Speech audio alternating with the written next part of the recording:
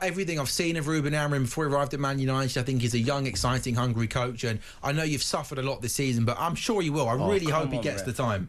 I really hope he gets the time to turn things around. No, exactly. they can't. That's the thing as well. There has been some United fans that have said he might not get to next season, but I agree with you. It'd be criminal to sack him because there's they won't sack him. I like his honesty. I like that he says it how it is. He's obviously got a principle, a system he wants to play. He just needs better players, and most importantly, players that are going to suit his system. So, I'm sure he will be there next season. I just hope he gets the time and the money. The one thing you need in any league is time. You look at Arsenal and where Arsenal were when Mikel Arteta came in to where they are now. Okay, arguably they're still second, but over that period of time, they've gone from being 8th. They missed out in the Champions League, then they were fit. They gradually built. Yes, they've spent money, and United have spent money just on the wrong players and trusted, I guess, the wrong managers. But you have to allow to have that stability in that time. When you chop and change managers all the time, like my own club, that is not going to breed any type of success because you've got different players that fit different systems with different managers. You need to have that foundation where you give someone. This is why I've always been kind of Ange in on my side. You need to have that little bit of stability and time to grow and watch something develop. If after 2-3 years, it's probably 3 years actually, really, if it doesn't progress, then okay, you can say that's not worked, it's time to change. But I think if you're sacking managers every 18 months or whatever, that can't give you success. And I think with United, where they've managed to paper over cracks by winning an FA Cup or a Carabao Cup over the last few years, that is ultimately what kept Ole in a job. You should have gone at the end of the last season, you should have made that decision, say thank you very much for those trophies, but it's time for you to go. The fact that they trusted him again to try and reinvest that money was ludicrous from the board. And now, it's going to take a long time, but you've got to give Ruben Amorim the time to do that. And if people don't like the formation, they don't bother, you're stuck with it. You're going to have to accept it and let him build. And then maybe, not in 2 years or whatever, maybe if he's still there in 3 years, you'll start to see kind of the fruits of their labour from it. So, yeah. Anything to add? I think Abby summed that up pretty well, Scott, to be honest with you. I agree with her. Abby's completely spot on. I think you can't really judge any manager after 18 months is the minimum, the absolute minimum, really, for any manager, to be honest, unless you have a completely awful 12 months. But I think Ruben Amorim's very aware as well. He's come out and he's said repeatedly in meetings with journalists and in interviews that he believes in the plan that the club has set, whether he's there or not. Do you believe in it? Long term under Ineos, do you see? I actually do. I'm in the minority. I actually do. It's just that taking some very, very unpopular decisions in order to get there, and I completely sympathise with that. And I don't want to see fans out of pocket for ticket prices when you have to watch the dross that we've seen for most of the season at Old Trafford. But I think there's a plan there with Jim Ratcliffe and Ineos. They buy businesses and they failing businesses and they turn them around into more successful ones. And I think that is, you can put that in a football context. But United is more than a business, isn't it? Of course, but the business has got to work as well. Sure. And the fact that the business is in such a bad place is impacting on the football team at the moment. So, but what been so I get that, but in terms of the early times that they've been there, what fills you with optimism?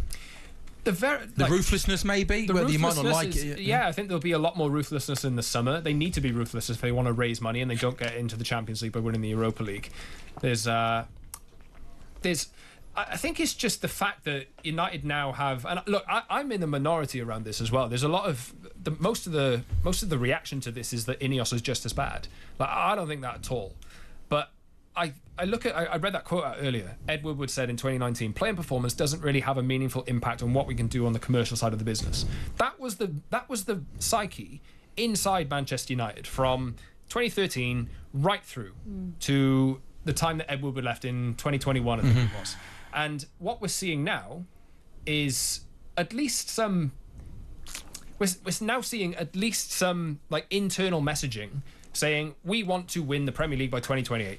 It's a mile away. I'll say it again, and I don't think that'll happen. Anybody who thinks that will happen is frankly they don't know what they're talking about at the moment. There's a hell of a lot of work that needs to be done, but you need to start converting people who are still in the building to believe in that. And I think that starts with the coach, and it's going to need to go through the players. It's going to need to go through the staff that remain there as well. But they need to set a new culture. This culture of mediocrity that's meant Man United are in this position in the first place, and making terrible signings and spending too much money. The debt is another thing that needs to be addressed as well. Obviously it does. But in terms of how the football operation runs, they've been signing the wrong players for a long time. And what it needs is a complete reset, and it needs messaging internally that we will not accept this anymore. And that's why you might see a big clear out in the summer. That's why you might see Marcus Rashford leaving on loan to go to Aston Villa. These are the simple ground rules and foundations need to be set. And whether it's you need to run this amount of distance in a game, or you need to do this amount of sprints in a game, or you need to go into 1v1s and fight like they've been fighting since the start of the second half. Like, there's absolute, like, there's a flaw. The floor needs to be raised. And obviously they need to change their playing squad as well and get better players in.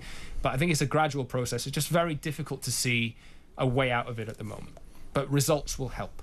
So if they can hold on here, take him off, man. Then we'll see.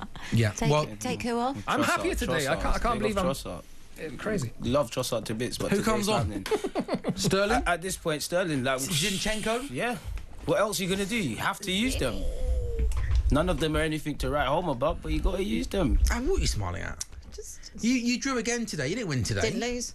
Unbelievable. CJ. The Spurs to, fans' mentality, right? It's cool, man. Prior to this game, we was 18 games unbeaten against the top six. It has to happen, but in these circumstances, very disappointing. Arteta's issue. Do they still count as a top six, Man United? Traditional top six, yeah, 100%. Is that still a thing? Big six. We count big six. Big not six. top Big six, top six. The big six. I think we need an official recalculation. Two of the big six are down the bottom of the table. No, I'm aware. I'm aware, Abby. Technically. We've done the show together all season. Yeah.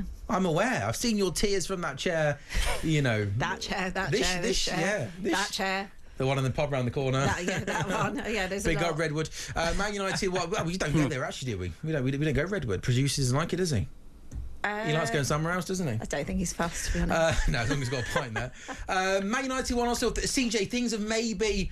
I was thinking the first 15 minutes of the second half was a bit more chaotic end-to-end football, but for us a free kick. Come on, man. It feels like maybe over the last 10 minutes, CJ, you've back into a pattern like the first half of good possession inside United's own half. Yeah, we're going through the motions, as we can all see. We'll move it side to side and whatnot, but you're still reverting to type. You're still not asking any questions, and it's almost the illusion that we're going to make something happen, because just in terms of bodies, it's like there's hardly anyone in United's box. There might be 2 Arsenal players and like 10 United shirts.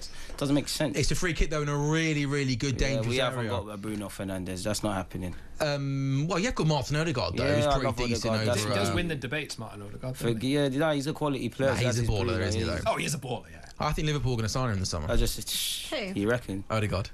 Yeah. No, I'm joking with you. This is just outside the box. Not too dissimilar territory from Bruno Fernandes' goal in the first half. Only this time a little bit more to the left-hand side. Let's hope that he gets the distance of the wall right. Let's hope it's not 11.2 yards again. Let's hope it's... Sorry, not funny.